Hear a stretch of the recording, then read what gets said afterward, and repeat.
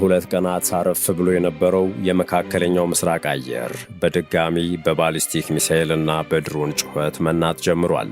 ዓለም በጭንቀት የምትጠብቀው ያ አስፈሪ ጦርነት ደጃፍ ላይ እየደረስን ይመስላል። ኢራን ቀደም ሲል አሜሪካንም ሆነ መሪዎቿን ማመን አንችልም፣ ድርድርም ሆነ ተኩስ አቁም የሚሉት ማዘናጊያ ነው ስትል የነበረው ትንቢት እውን ሆኗል።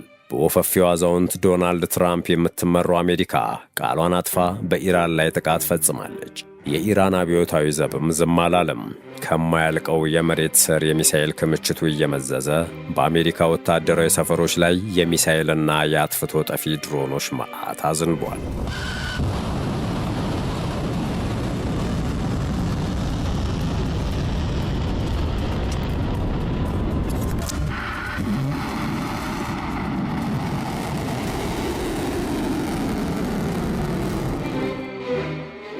ሰላም ጤና ይስጥልን። የመሿለኪያ ቤተሰቦች እንዴት አላችሁ?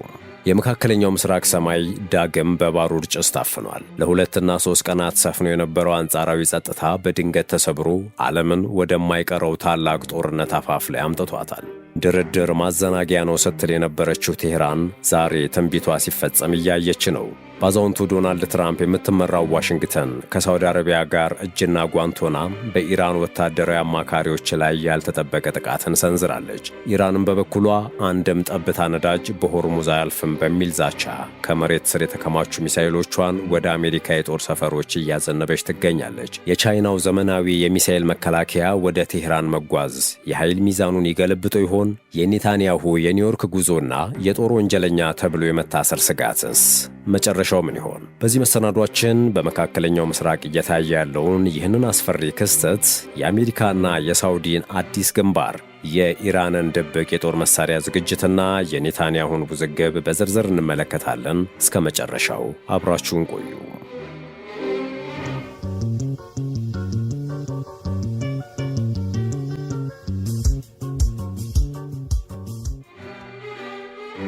የውጥረቱ መባባሻ የሆነው ፕሬዝዳንት ዶናልድ ትራምፕ ለፎክስ ኒውስ የሰጡት መግለጫ ነው። ትራምፕ ኢራን በዮርዳኖስ በሚገኙ የአሜሪካ ጦር ሰፈሮች ላይ ለፈጸመችው ጥቃት ምላሽ ለመስጠት ሀገራቸው ከባድ ዋጋ እንደምታስከፍል ተናግረዋል። ይህ ንግግር ለዲፕሎማሲ ተሰጥቶ የነበረው አጭር እፎይታ ማብቃቱን ይፋ ያደረገ ነበር። እንደ አሜሪካ ማዕከላዊ እዝ ሴንትኮም ገለጻ የኢራን አብዮታዊ ዘብ በዮርዳኖስ በሚገኙ የአሜሪካ ኃይሎች ላይ በርካታ የባሊስቲክ ሚሳኤሎችን አስወንጭፏል። ምንም እንኳ አሜሪካ ሁሉንም መክተናል፣ ጉዳት አልደረሰብንም ብትልም የኢራን ወገን ግን ጥቃቱ ዋሽንግተን ላደረሰችው ተንኳሽ ድርጊት የተመጣጠነ ምላሽ መሆኑን ገልጿል። በኢራን ላይ የሚቃጡ ስጋቶች እስከቀጠሉ ድረስ ተጋድሎ ይቀጥላል ብሏል አብዮታዊ ዘቡ። ይህ የሚያሳየው ቀጠናው ወደ ለየለት ጦርነት እያመራ መሆኑን ነው።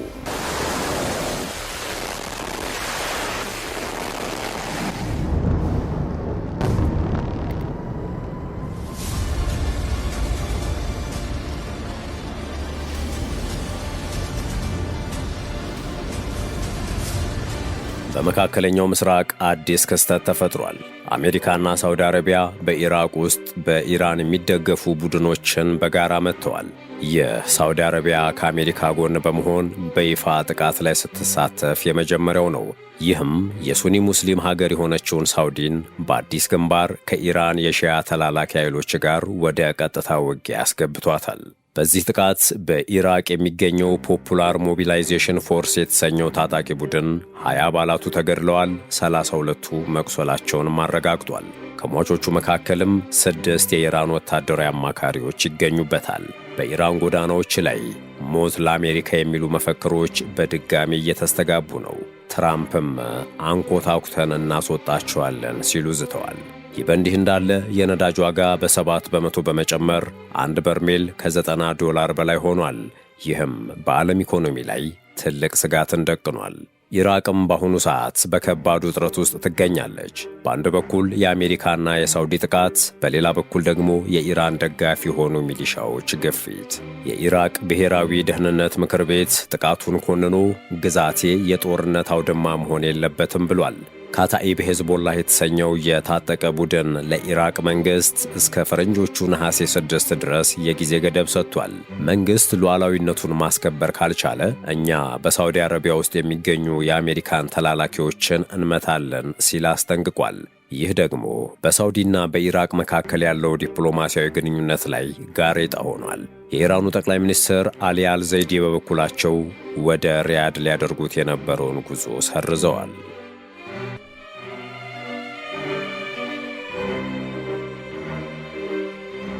ወዲህ ደግሞ ኢራን ራሷን ለመከላከል አዲስ ስትራቴጂ ነድፋለች።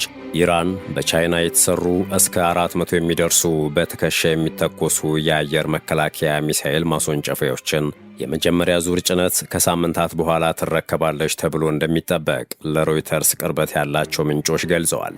ይህ የሆነው ሀገሪቱ ከአሜሪካ ጋር በገባችበት ጦርነት መከላከያዋን መልሳ ለመገንባት በምትሞክርበት ወቅት ነው። ከ60 እስከ 70 ሚሊዮን ዶላር የሚገመት ዋጋ ያለው ይህ ግዢ ቴህራን ከአሜሪካና ከእስራኤል ጋር ጦርነት ውስጥ ከገባች ወዲህ የአጭር ርቀት አየር መከላከያዋን ለማጠናከር እያደረገችው ካለው ትልቁ እንቅስቃሴ አንዱ ነው። ጦርነቱ ኢራን ወታደራዊ ጣቢያዎቿንና ስትራቴጂካዊ መሠረተ ልማቶቿን ከረቀቁ የአየር ጥቃቶች የመጠበቅ አቅሟ ላይ ክፍተት እንዳለ አመላክቷል። ውሉም በቻይና የተሰሩ QW12 እና FN16 የተሰኙ ሚሳኤሎችን ጨምሮ ከ300 እስከ 400 የሚሆኑ በሰው የሚንቀሳቀሱ በትከሻ የሚተኮሱ የአየር መከላከያ ስርዓቶችን መግዛትን የሚያካትት መሆኑን ምንጮች ተናግረዋል። ምንጮቹ ስማቸው እንዳይጠቀስ የፈለጉ ሲሆን የኢራን የውጭ ጉዳይ ሚኒስቴርም ለቀረበለት ጥያቄ ምላሽ አልሰጠም ተብሏል። የቻይና የውጭ ጉዳይ ሚኒስቴር በበኩሉም ዘገባዎቹ ሙሉ በሙሉ መሠረተ ቢስ ናቸው፣ ቻይና ሰላምን ለማምጣትና ግጭቱን ለማስቆም የበኩሏን ሚና በቋሚነት እየተወጣች ነው ብሏል።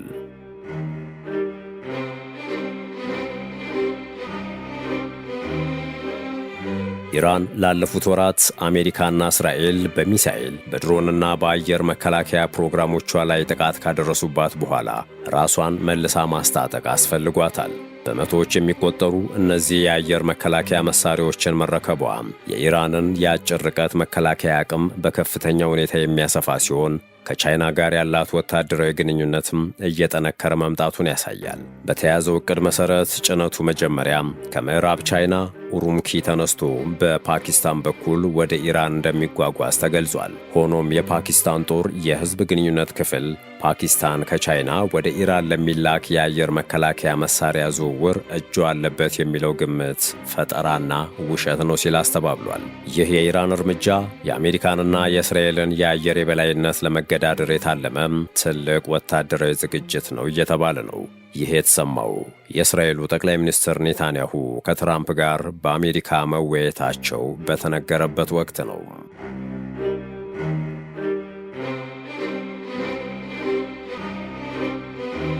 የእስራኤሉ ጠቅላይ ሚኒስትር ቤንያሚን ኔታንያሁ ከፕሬዝዳንት ትራምፕ ጋር በዋይት ሃውስ ለ80 ደቂቃ በዝግ ተወያይተዋል። ኔታንያሁ ስብሰባውን እስካሁን ካደረግናቸው ሁሉ ምርጡ ሲሉ ገልጸውታል። For Netanyahu, this was the first visit since the start of the Iran war. Israel's government pressing its argument Iran remains a threat. እንደ ግራናይት ድንጋይ እየጠነከረ ጥምረት አለን ያሉት ኔታንያሁ ኢራን የኒውክሌር ጦር መሳሪያ እንዳታገኝ ለማድረግ በጋራ እንደሚሰሩ አረጋግጠዋል። ነገር ግን ተንታኞች እንደሚሉት ትራምፕ ከፊታቸው ለሚጠብቃቸው ምርጫ ሲሉም የነዳጅ ዋጋ እንዲረጋጋ ይፈልጋሉ። ኔታንያሁ ደግሞ የኢራን ጉዳይ በአስቸኳይ ወታደራዊ መፍትሄ እንዲያገኝ ይገፋፋሉ። የእስራኤሉ ጠቅላይ ሚኒስትር ቤንያሚን ኔታንያሁ ከፕሬዝዳንት ትራምፕ ጋር በዋይት ሃውስ ያደረጉትን ስብሰባ እስካሁን ካደረግናቸው ስብሰባዎች ሁሉ ምርጡ ሲሉ ገልጸውታል።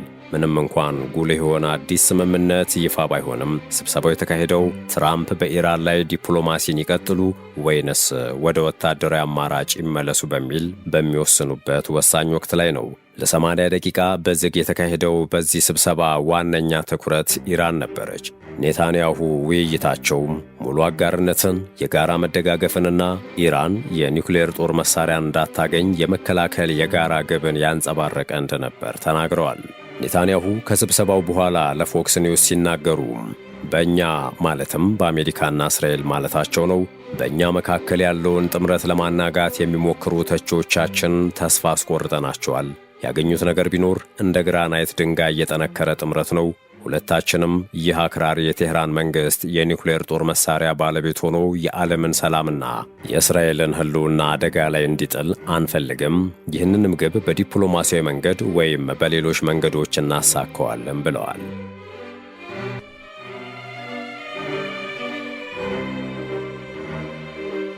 ኔታንያሁ ወደ ኒውዮርክ ለተባበሩት መንግስታት ጉባኤ ሊያቀኑ ነው ከተባለ ጊዜ ጀምሮ በአንዳንድ የአሜሪካ ባለሥልጣናት ዘንድ ውዝግቦች መነሳታቸው ይታወቃል። የኒውዮርክ ከንቲባ የጦር ወንጀለኛ ነው፣ ከመጣ ይታሰር ቢሉም ኔታንያሁ ግን ከፕሬዝዳንት ዶናልድ ትራምፕ ጋር ዋይት ሃውስ ውስጥ ከተገናኙ በኋላ ከፎክስ ኒውስ ጋር በነበራቸው ቆይታ እውነት ለመናገር ወደ ኒውዮርክ ይሄዳለሁ በማለት የከንቲባውን ንግግር አጣጥለዋል። ከንቲባ ማምዳኒ በበኩላቸውም በጋዛና በሊባኖስ በተከናወኑ ወታደራዊ ዘመቻዎች ምክንያት ኔታንያሁ የጦር ወንጀለኛ ናቸው ሲሉ ከሰዋል። የፌዴራል አካላትም እንዲያስሯቸው ጥሪ አቅርበዋል። ወደ ኒውዮርክ ይሄዳሉ ያሉት ኔታንያሁ ታዲያም በዚህ ጥላቻን በሚዘራና የኒውዮርክ ነዋሪዎች እርስ በርሳቸው በሚያጋጭ የተመረጠ ባለሥልጣን ፊት እውነቱን ለመናገር እሄዳለሁ ብለዋል። ኔታንያሁ ማምዳኒ ጥላቻን እየነዛ ነው ሲሉ ከሰዋል። ንግግራቸውንም አጥብቀው በማውገዝ ዜጎችን በአይሁድ ማህበረሰብ ላይ ለማነሳሳት ሆነ ብለው እየሰሩ ነው ብለዋል። እኛ ያለነው በ1930ዎቹ ዓመታት ውስጥ ነው እንዴ?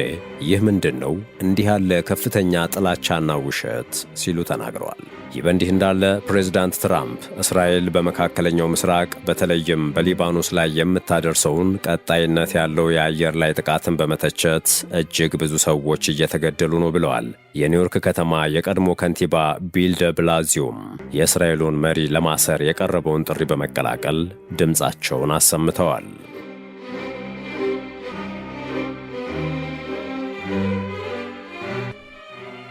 የፖለቲካ ተንታኙ ዶክተር ኤሪክ ማንዴል ስለ እነዚህ ሁኔታዎች በሰጡት ትንታኔ ሁለቱ መሪዎች ኢራን የኒውክሌር ጦር መሳሪያ እንዳይኖራት በሚለው ግብ ላይ ቢስማሙም ይህንን ግብ እንዴት ማሳካት እንዳለባቸው በሚመለከት ግን በጊዜ አጠባበቅና በአፈጻጸም ዘዴ ላይ ሊለያዩ እንደሚችሉ ገልጸዋል። ትራምፕ ከምርጫ በፊት የነዳጅ ዋጋ እንዲረጋጋ ስለሚፈልጉ የሆርሙዝ ጉዳይ ቅድሚያ የሚሰጡት ሲሆን ለእስራኤል ደግሞ የኢራን ጉዳይ መጓተቱ ጥሩ እንዳልሆነም ተንታኙ ይናገራሉ። ዶክተር ኤሪክ ማንዴል እንደሚሉት ትራምፕ ስለ ኢራን ግልጽ የሆነ ስትራቴጂ ነድፈው ለአሜሪካ ሕዝብ ካላስረዱ በመጪው የአጋማሽ ዘመን ምርጫ ከፍተኛ የፖለቲካ ዋጋ ሊከፍሉ ይችላሉ። ጥያቄው ይህ የመሪዎቹ ፍላጎትና ትራምፕ የገቡበት አጣብቂኝ በመካከላቸው ስንጥቅን ይፈጥር ይሆን የሚለው ነው። ምክንያቱም ነዳጅን በተመለከተ የኢራን አብዮታዊ ዘብ ሌላ አስፈሪ ማስጠንቀቂያ ሰጥቷል። አንድም ጠብታ ነዳጅ አይሻገርም ብሏል።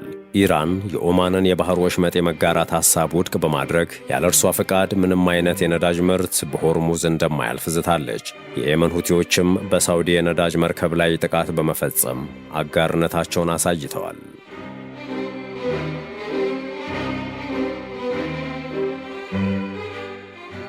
በሌላ በኩል የፖለቲካ ተንታኙም የአሜሪካ ወታደሮች መሞት ለትራምፕ ደካማ ጎን መሆኑን ኢራን ታውቃለች። ስለዚህም ከምርጫ በፊት ጫና በመፍጠር የራሷን ፍላጎት ለማስከበር እየሞከረች ነው ብለዋል። በነገራችን ላይ ኢራን በአሜሪካ ወታደሮች ላይ የምትሰነዝረውን ጥቃት አስመልክቶ ትኩረት የሚስብና ከአሜሪካ ወታደራዊ እዝ የወጣ መመሪያን እዚህ ላይ እንመልከት። ሮይተርስን ዋቢ አድርጎ አልአረቢያ እንዳስነበበው በመካከለኛው ምስራቅ የሚገኙ የአሜሪካ ወታደሮች ስልካቸውን እንዲያስረክቡ ሊገደዱ ይችላሉ።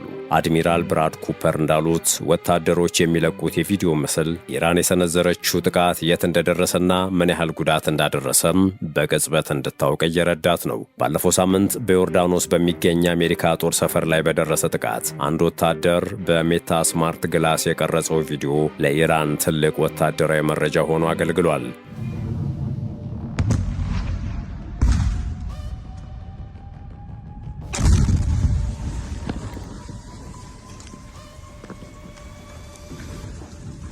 የወታደሮቻችን ቪዲዮ ለኢራን በነፃ የሚሰጥ የስለላ መረጃ ነው ብለዋል አድሚራሉ።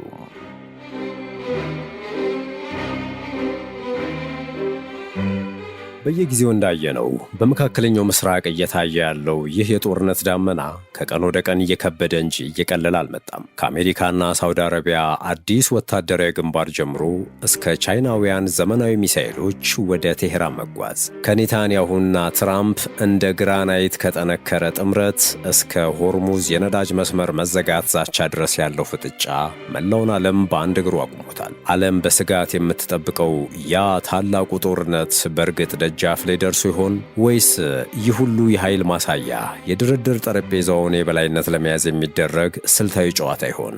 እናንተስ በዚህ ጉዳይ ላይ ምን ትላላችሁ? የቻይና ጣልቃ ገብነት በመካከለኛው ምስራቅ ያለውን የኃይል ሚዛንስ ይለውጠዋል? በትራምፕና በኔታንያሁ መካከል ያለው ወታደራዊ ፍላጎትስ እስከ መቼ ተጣጥሞ ሊዘልቅ ይችላል? ሐሳባችሁን በኮመንት መስጫው ላይ አጋሩን። ውድ ቻናላችን ቤተሰቦች በድጋሚ ስላገረሸው የአሜሪካ ኢራን ጦርነት ያዘጋጀንላችሁ መሰናዶ የተከታተላችሁትን ይመስል ነበር። ቪዲዮን ከወደዳችሁት ላይክና ሼር ማድረጉን አትርሱ። ለቻናሉ አዲስ ከሆናችሁ ደግሞ ሰብስክራይብ በማድረግ አዳዲስ ተረኮችን ስንለቅ በቅድሚያ እንዲደርሷችሁ ማድረግ እንደምትችሉ በማስታወስ ተሰናበትን። ሰናይ ጊዜ በያላችሁበት።